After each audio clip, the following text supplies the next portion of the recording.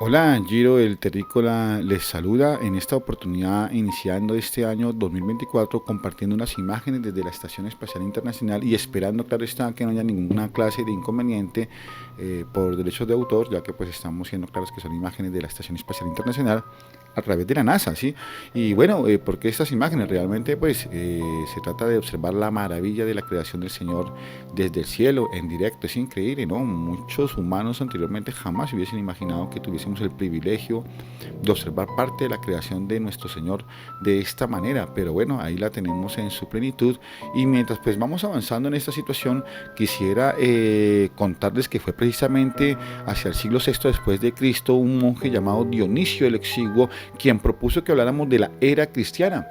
No se había hablado de era cristiana antes del siglo VI después de Cristo, sino fue con Dionisio el Exiguo que se empezó a buscar a hablar de una era cristiana. Y es que los seres humanos han hablado de eras, y para hablar de eras, de épocas y de tiempos, han diseñado a través de las diversas culturas y civilizaciones el o los calendarios. Hubo calendario maya, hubo calendario azteca, hubo calendario en Grecia desde el 776 a.C.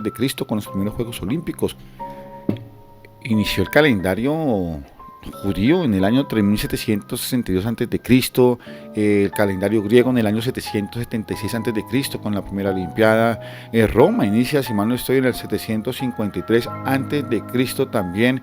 Y pues efectivamente cada cultura, cada civilización que se va imponiendo sobre las anteriores generalmente trata también de colocar su propio calendario. Pero hay una circunstancia que es común a ellos, ¿no?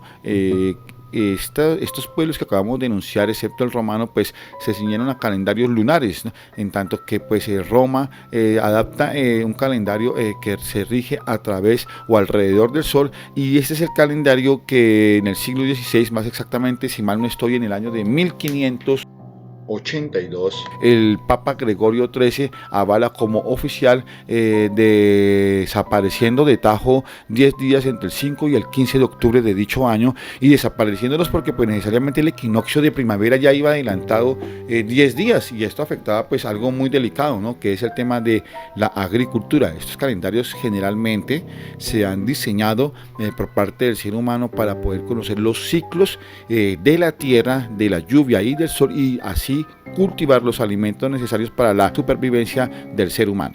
Y bueno, hablamos de los calendarios como algo introductorio, como un tema introductorio no de menor valía, y que deberíamos de profundizar un poquitico más como parte de esa cultura general que debería de tener pues el ser humano. Pero digamos que lo interesante para compartir hoy precisamente tiene fechas en el calendario, y es lo que queremos precisar. Y pues definitivamente se trata de que conozcamos esa parte maravillosa de la palabra de Dios que está en Proverbios 22:7. Y esta es interesante porque nos dice que el pobre es esclavo del rico. El que pide dinero prestado se convierte en servidor del que le presta. Y se hace necesario estudiarla no solamente de la perspectiva de los seres humanos, de las personas, de le pido prestado a un banco para comprarme una casa, un carro, una beca, o para comprarme un televisor, para endeudarme por cosas necesarias o por cosas innecesarias. No, hablemos de las deudas de los países y de las naciones. Eso es lo que hoy Giro el Terrícola les quiere compartir, para que entendamos cómo aplicar esta palabra. El pobre es esclavo del rico, el que pide dinero prestado se convierte en servidor del que le presta, y empecemos a buscar y a entender entonces de quién son servidores las naciones, las ciudades y los países que le piden prestado. ¿Quién le presta a las naciones? Observemos un fragmento de este documental de DW, tan solo unos segundos, precisamente relacionado con el tema de la deuda de las naciones. Escuchemos. Pero se encuentra hoy en la misma situación que el español moroso. Particulares, empresas y gobiernos llevan más de 15 años enfrentando una deuda que no deja de crecer.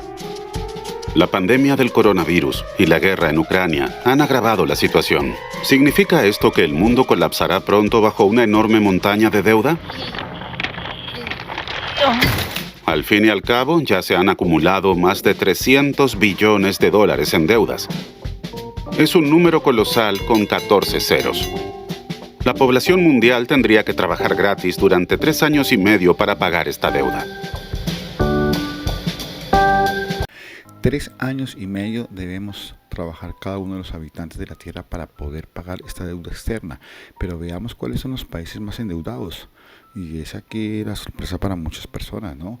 Estados Unidos es el primero, 32.9 billones de dólares actualmente, o fecha de agosto del año 2023 de Wikipedia. Pueden encontrarlo, anexo deuda externa por país. Y como segundo país estaría el Reino Unido, 8.7 billones, Japón 4.34 billones, Países Bajos 3.79 y así sucesivamente. Francia, se imaginaría uno que estos países no tienen deuda externa, Estados Unidos, Inglaterra, Japón, Francia, pero realmente nos damos cuenta, Alemania, en esta página del Fondo Monetario Internacional, en donde se dice que la deuda mundial reanuda su tendencia ascendente, que aunque la deuda mundial ha vuelto a disminuir considerablemente, estamos hablando a año 2022, sigue siendo elevada y su sostenibilidad es motivo de preocupación. Este reporte, que es del 13 de septiembre de 2023, según indica la última actualización de la base de datos sobre la deuda mundial, la carga de la deuda disminuyó por segundo año consecutivo, pero se mantiene por encima del nivel anterior a la pandemia, ya de por sí elevado. En términos de dólares de Estados Unidos, la deuda ascendió a 235 billones de dólares, lo cual supone un incremento de 200 mil millones respecto del nivel de 2021.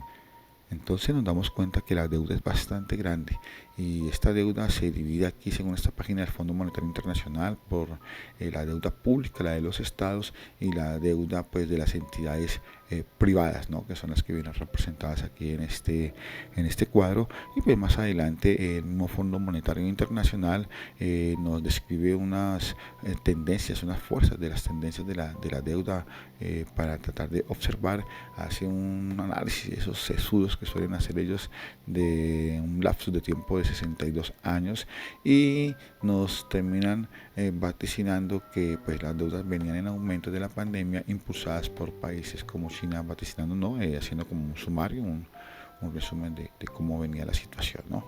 China también desempeñó un papel muy importante en esta situación del incremento de la deuda, ya que el endeudamiento sobrepasó el crecimiento económico. La deuda en proporción del PIB ha aumentado y se sitúa ahora aproximadamente en el mismo nivel que la de Estados Unidos. Si bien en términos de dólares, la deuda total de China, 47,5 billones de dólares, sigue siendo considerablemente inferior a la de Estados Unidos, cerca a 70 billones. Entonces son los países más poderosos los que tienen precisamente el poder de pedir y pedir prestado para poder, pues seguramente, gobernar, realizar sus proyectos. Pero lo interesante es sí, quién nos presta, ¿no? Es lo que debemos preguntarnos, quién nos presta para poder realizar estos préstamos. Tiene que haber un prestamista, no tiene que haber un banco, una entidad, una corporación que se encargue de, pues precisamente, darle a la gente, a estos estados, a estas personas jurídicas de derecho internacional, pues darles estas finanzas, estos dineros, ¿no? Y bajo qué condiciones, ¿no? Cuáles son las cláusulas de esos contratos, ¿no? Porque esto no se presta gratis, se presta con intereses, y muchas veces se presta con la injerencia precisamente de estos o de estas entidades, que ya vamos a pasar a mirar cuáles son, o cuáles podrían ser, puesto que esa es la idea que tenemos aquí en otros mundos. Solo en este precisamente puede ir volviendo visible lo que es invisible, en cuanto a las estrategias que Satanás está pavimentando como caminos que están pues construyéndose para que pues se encuentren en un punto, ¿no? En un eje central, que es precisamente esta figura del anticristo, y pues este final de los tiempos, en tanto pues esperamos el pueblo de Dios, el retorno de nuestro Señor Jesucristo, tal y como Él lo ha prometido en su sagrada y bendita palabra. Bueno, en este momento te pido que te suscribas a este canal, Otros Mundos, solo en este, donde Giro del Terrícola te está invitando a hacer visibles los hilos invisibles que pretenden manejar el destino y la historia de la humanidad y por supuesto del planeta Tierra. Así que dando o empezando ya a responder esa pregunta tan interesante que estábamos planteando sobre quiénes son las personas, las entidades, las instituciones o llámese como se llame jurídicamente hablando, esas fuentes de donde se consiguen los países y las entidades de derecho público el dinero prestado. ¿Quiénes son esas personas? Vamos a remontarnos al siglo XVIII para empezar a responder esta pregunta con una frase que precisamente Mayer Anchelbauer expresó: dadme el control del suministro de dinero de una nación y no me importará quién haga sus leyes. Esta frase precisamente lo que nos quiere decir por este señor, que es el padre de una de las familias banqueras más poderosas actualmente de la humanidad, haciendo negocios de toda índole y en cualquier lugar del planeta, incidiendo en la política, incidiendo en la guerra y bueno, en cuanto escenario que pareciera inverosímil para cada uno de nosotros, pero que realmente es verdadero. Pues bien, este fundador de la dinastía Mayer Anchelbauer, él ya decía que con esta frase, que no importa quién haga la ley desde que él sea quien suministre el dinero, no es una frase casual, es algo verdadero. En general los bancos hacen lo que quieran mientras mantengan el control sobre el dinero. Mayer desde joven ya se había ganado la simpatía de las monarquías europeas financiando sus guerras contra Napoleón, y el resultado fue un imperio económico que apuntaló la revolución industrial y ha llegado con altibajos hasta el día de hoy. Esta familia es conocida por sus lujosos palacios, su labor filantrópica y de mecenazgo, sus prestigiosos vinos, pero lo que más le ha marcado y lo que más le ha llevado a pasar a la historia es su papel en la formación de la Europa moderna. Son repartidos por el continente a través de sus bancos, dieron impulso a los acontecimientos más importantes del siglo XIX, de finales del siglo XVIII. Estamos hablando desde las guerras napoleónicas a la consolidación de la deuda pública para financiar los estados o la industrialización. Invirtieron en casi todos los sectores de la economía y participaron en las fiebres del oro y del petróleo y en el desarrollo del ferrocarril. Así como en su momento los Medici y los Fugger lo hicieron, los Rothschild también se convirtieron en los banqueros más poderosos de Europa. En apenas 40 años pasaron de la oscuridad del gueto de Frankfurt a protagonizar las finanzas internacionales y a amasar una fortuna fabulosa, mayor en términos relativos que la de la familia real saudí o la de Bill Gates. La pregunta es inevitable: ¿cómo lo consiguieron? Pues bien, no se trata en este capítulo de hacer una remembranza total de la familia Rothschild, pero lo que sí es importante es que tengamos en cuenta que está teniendo trascendencia desde mediados del siglo XVIII, de los 1740 y algo.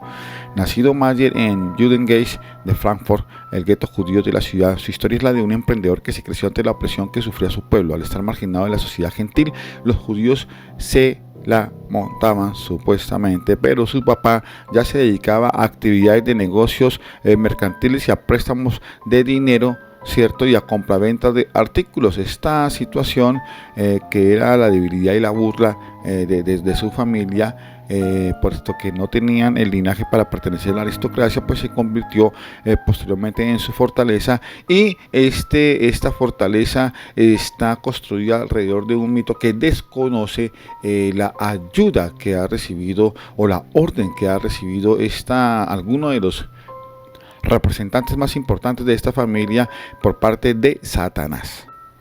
Ya hemos en algunas breves ocasiones anteriores hablado respecto a la dinastía Rothschild, y pues ahora no es el momento de profundizar, pero sí es el momento para citarlas como pues parte del entramaje a nivel mundial, parte de esos soldados, ¿no? De ese ejército que tiene Satanás esparcido sobre la faz de la tierra para poder llevar a cabo su plan, ¿no? Y su plan pues es precisamente derrotar a nuestro Señor Jesucristo allí en esa batalla del Valle de Megido que tendremos más adelante, que está descrito en el libro de Apocalipsis, ¿cierto?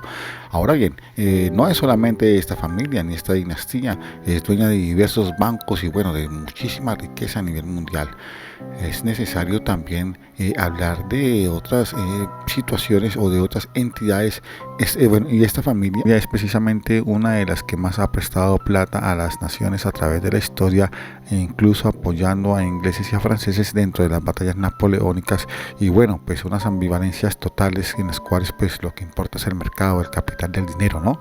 Entonces, estos señores de la guerra, estas personas que invierten en las armas, ¿no? Estos empresarios que hacen lobby en diversos lugares para poder lograr la compra de armamentos, la formación o la elaboración de leyes nacionales que sean acordes a los intereses particulares de su banco o de su entidad transnacional privada, también se dedican a hacer lobby para poder generar contratos con el Estado, la entidad privada, llámese como se llame esta multinacional o este grupo de banqueros, inversionistas, para hacer contratos con los diversos estados. O sea que no solamente invierten desde el capital privado, sino que también están absorbiendo parte de los ingresos públicos de las naciones, ya que muchas de las obras, de los peajes, de las carreteras, de las iniciativas que tiene la empresa pública, que tienen los estados y los municipios en el mundo, son contratadas con ellos, y se han diseñado las leyes de tal manera para que los contratos sí o sí los elaboren ellos y solamente ellos. Cualquier persona que desee participar, que desee coger parte de ese ponqué, de esa torta, pues evidentemente se va a encontrar con una gran resistencia. Resistencia que no es tan fácil de vencer, ya que es una resistencia que se ha estructurado a través de los siglos y se ha estructurado absorbiendo, invadiendo e infiltrándose en las diversas instituciones creadas por los seres humanos, tanto políticas como religiosas. Hablamos de instituciones creadas para poder dirigir los intereses de estos banqueros, de estos poderosos, como el Fondo Monetario Internacional, como el Banco Mundial, conferencias como Bretton Woods y otras que son orquestadas y dirigidas no por las naciones realmente, sino por quienes están tras bambalinas, por quienes manejan los hilos, por quienes manejan a las marionetas.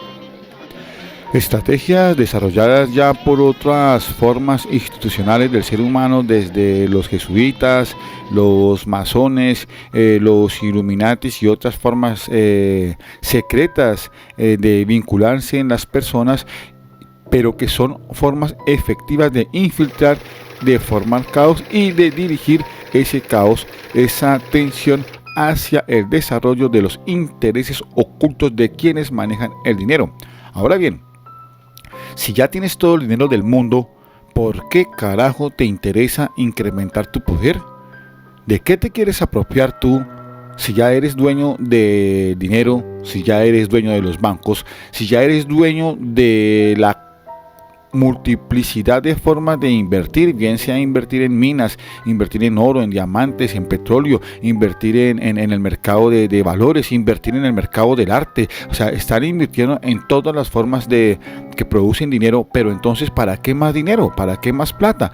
¿A qué clase de poder se dirigen estas familias, estas personas y estas instituciones? Ahora bien, es claro que nada más hemos nombrado una familia en esta oportunidad, pero efectivamente tenemos muchas y muchas más familias. Ya habíamos hecho aquí también otra pincelada sobre otra de las familias muy poderosas que existen actualmente sobre la faz de la tierra, y es la familia Coburgo-Gotha. Esta familia proviene de la casa de Sajonia-Coburgo-Gotha, región alemana, dinastía alemana que actualmente se abroga la descendencia de la casa de Wettin, una casa de Wettin de la cual hablaremos más adelantico, pero los sajones Coburgo-Gotha es prácticamente descendencia o dinastía alemana y gobiernan en Inglaterra. Sí, señores, el príncipe Carlos, que ahora es rey, su señora madre y demás reyes anteriores a él son prácticamente todos herederos de la casa de Sajonia, Coburgo y Gotha. Entre sus más grandes exponentes no solamente está el actual rey de Inglaterra, sino también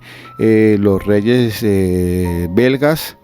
También tuvieron a la princesa Carlota de Bélgica, casada con Maximiliano I de México, cuando pretendieron volver a México una corona.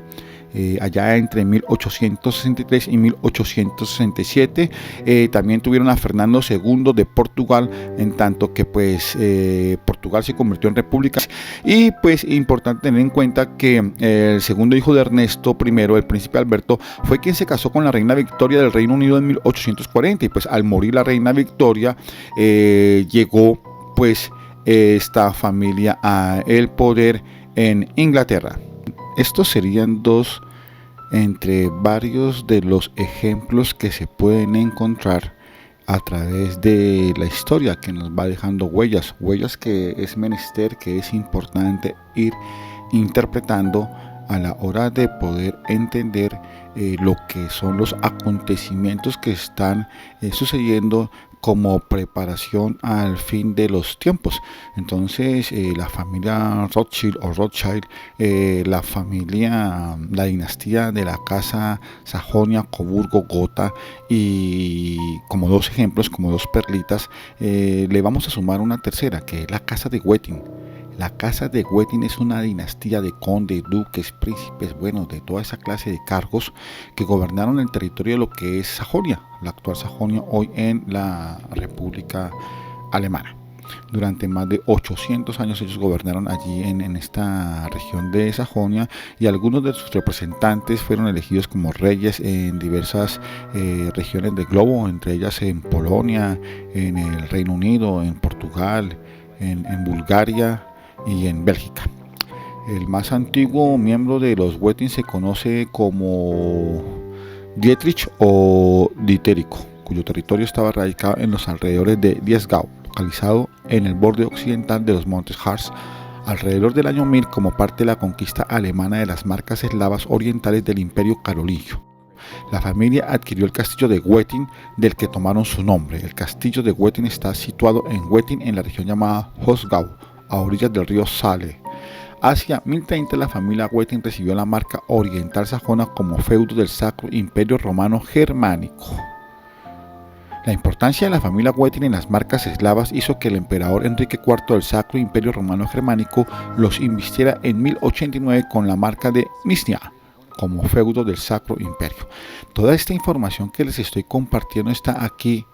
Pueden observarla directamente desde la página de Wikipedia, o sea, está a la mano de todos. No es una información que se encuentre escondida, no es una información que se encuentre de manera secreta o que esté rodeada de un secretismo tal que sea imposible el acceder a ella, lo cual pues sí se presta para alimentar cualquier clase de bellaquería que se quiera decir, ¿no? En este caso es información clara, es información precisa, es información que encontramos aquí en las redes sociales y que pues fácilmente está a la mano de cada uno de nosotros para corroborar. Abuelo de pájaro, podríamos citar otros grandes ilustres apellidos que se están pues actualmente manejando, que se están actualmente peleando por el control del planeta, en algunos casos de la mano, en otros casos en ellos mismos en conflictos, pero pues siempre teniendo en claro que el gran capital somos nosotros. Y entre esas familias podríamos citar a los Rockefeller, cuyo imperio inicia ya en el siglo XIX, en primera instancia gracias a la industria petrolera, siendo el primero de ellos John Rockefeller, considerado uno de los hombres más ricos de la historia, ¿no? Y también pues vamos a hablar de dinastías como la de los J.P. Morgan, ¿no? Este banquero John Pierpont Morgan, quien fundó la J.P. Morgan, empresa financiera que en su momento, entre comillas, salvó a Estados Unidos de una crisis económica, es lo que dice la historia, vendiendo bonos y comprando oro. Bueno, esta familia Morgan también tiene actualmente todavía, ¿no? Son unos avaladores de los países, ¿no? La J.P. Morgan. También tenemos familias como los Dupont que son de descendencia francesa, ¿no? Que se trastean de Francia a Estados Unidos a consecuencia de la Revolución Francesa, y pues esta situación es la que los hace como una de las familias también más poderosa y monopolizadora del mercado de la dinamita en Estados Unidos y a nivel mundial durante muchísimo tiempo, y pues ha estado pues involucrada en todo lo que tiene que ver con este negocio de los explosivos y de los insumos también derivados de los químicos, ¿no? Insumos agroindustriales. También hay familias que no, si bien es cierto, no la tienen tan en clara en Occidente, son poderosas, como la familia saudí. Ellos han gobernado el país, los Saud, desde 1932 y cuentan con unos 25.000 miembros. Con ellos ocupan los altos cargos de su burocracia en el país y tienen también pues algunos de ellos como delegados en el extranjero, controlando así el 20% del petróleo de Arabia Saudita, lo que le da un poder a nivel mundial total. Podríamos también enunciar a los Oppenheimer, quienes son los dueños de las mayores reservas de oro del mundo, damas y caballeros. Y nos quedaríamos cortos, ¿no? Aún hay otro pequeño espacio para colocar allí los nombres de dichas familias, pero que no son tantos, ¿no? O sea, realmente no son muchos, porque pues el trabajo del enemigo lo tiene que hacer de manera, él cree, controlada, pero sí ya este ramillete selecto nos permite identificar quiénes son esas personas, esos primeros miembros visibles que estamos sacando de la invisibilidad, que estamos colocándoles ya un rostro, los cuales estamos precisamente pincelando para ir tratando de descubrir esas huellas que la historia, que las relaciones internacionales, que la política nos permite vislumbrar y relacionar así, ya no con la historia, sino con los eventos proféticos finales que de una o de otra manera tienen una manifestación clara en los acontecimientos históricos.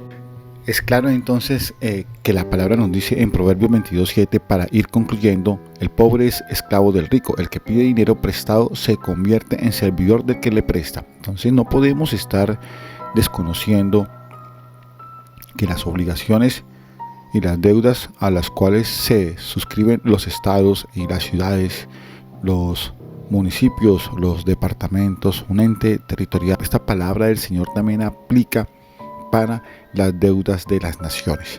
Y si nos damos cuenta quiénes son los dueños de los bancos, y si empezamos a visibilizar a las personas que se encargan de prestarle dinero a los estados, pues definitivamente vamos a empezar a conocerlas en su forma de pensar, en su forma de actuar, en su forma de vivir.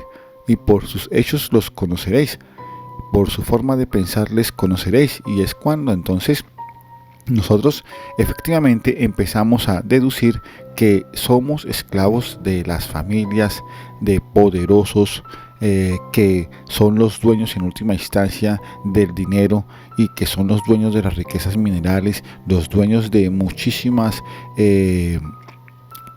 formas, ideas, percepciones, objetos, bienes muebles, bienes inmateriales, bienes materiales, con los cuales interactuamos la mayoría de los mortales en el día a día. Y estas son las personas que colocan las condiciones a los estados y a los países, a las naciones, a las ciudades, para que se les preste el dinero. Y solo si se aplican las políticas diseñadas por esos centros de poder, vamos a llamarlos centros de poder, pues efectivamente ese dinero va a fluir. De lo contrario, no va a fluir. Démonos cuenta que, concluyendo ya, la mayoría de países están endeudados, pero los más endeudados son los países más poderosos. También es una situación muy curiosa. ¿Quién dicta la política de los países más poderosos? Ellos mismos. Su política es la de los presidentes, su política es la de sus empresas, su política de quién es. ¿Quién dicta la política en los países poderosos? Ya que si Estados Unidos es el país que más debe plata, a lo mejor es el país entonces, siguiendo esta lógica, que más es esclavo de quien le presta. Entonces, identificarnos ya a las familias dueñas del poder. En otra oportunidad, Giro el Terrícola va a desarrollar el tema aún más profundamente en cuanto a esas familias que se supone están detrás del dinero en los Estados Unidos, en Europa occidental, pero sobre todo en Estados Unidos, en Rusia y en Medio Oriente. Medio Oriente juega un papel vital y fundamental en el futuro profético, al igual que el Islam, ¿no? El Islam es también algo que es un fenómeno, histórico. El Islam, al igual que el Islam, que a través de la historia ha demostrado que juega un papel muy importante para el desarrollo, el desenlace final de la historia, de las profecías, ¿no? Ese final de la historia que predicaba Francis Fukuyama, pues no es como él lo dice. El final de la historia va a llegar es cuando aparezca nuestro Señor Jesucristo. Amén. Y a Él sea la gloria, cuando aparezca en medio de las nubes con su iglesia. Entonces ahí será el final de la historia. Por ahora estamos precisamente observando los hechos históricos para poder identificar, porque el cristiano debe identificar a futuro. Tanta tecnología, tanto desarrollo tecnológico, tanta máquina va a confundir a los mismos cristianos, dice la palabra. Entonces no es menester, no es necesario conocer esta información para llegar al cielo, ni más faltaba solamente recibir al Señor Jesucristo como nuestro Salvador, pero sí es importante que nos preparemos, que vayamos conociendo esos pincelazos que se están haciendo en este instante por parte del mundo, por parte de los centros de poder mundial, para que no nos dejemos engañar. Como cristianos. No se trata de exaltar al enemigo, se trata de protegernos, porque pues si siempre vamos a estar con la lógica de que no se debe hablar del enemigo porque es darle importancia, entonces no vamos a prepararnos para ciertas situaciones que vamos a vivir sí o sí nosotros o nuestros hijos o los hijos de nuestros hijos. Por ahora entonces damos las gracias por haber llegado hasta el final de este video, y de verdad lo más importante es que tengamos en claro que el Señor Jesucristo es el camino, la verdad y la vida, y que nadie va al Dios verdadero sino solo a través de Él. Recíbelo en tu corazón si no lo has recibido. Ten en cuenta que lo más importante es creer la palabra de la A a la Z, la palabra de Dios, ¿no? Entonces lo demás es simplemente interpretaciones históricas, escatología, buscar pues entender el final de los tiempos. No tiene nada de malo, al contrario, es una bendición poder entender los acontecimientos históricos. Entonces tomemos como bendición esa preparación que queremos proponer aquí de otros mundos, solo en este, para formarnos como pueblo de Dios y estar atentos a las señales del fin de los tiempos. Les saluda Giro el Terrícola desde el tercer planeta.